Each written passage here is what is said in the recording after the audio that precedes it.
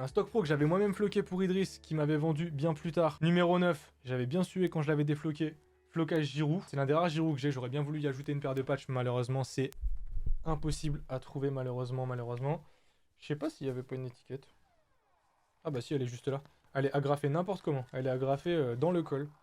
Donc c'est un stock pro 9 avec étiquette taille L. J'imagine que Idriss avait confirmé que Giroud portait du L ou a porté du L durant cette période, pardon. J'ai son copain, le Away, qui est sur un autre portant qu'on avait déjà montré la dernière fois. Celui-là, j'ai récupéré 30 balles cet été sur Vinted. En vérité, vrai, je l'avais pris parce que c'était l'un des rares dispo sur le moment. C'est un maillot de demi-année, ça, si je me trompe pas, c'est un 2015, ouais. En vrai de vrai, c'est pas une belle prise parce qu'il est pas thermo.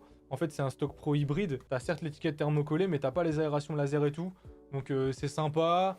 Mais en vrai de vrai, pas non plus la prise du siècle, notamment parce que j'ai dû le payer, je sais plus, 30 € quasiment. Bon, je vais pas vous refaire une histoire des 2016. J'ai récupéré un stock pro jeune en espoir numéro 11, c'est sympa quand même. Donc celui-là, c'est un config réplicable avec étiquette thermo.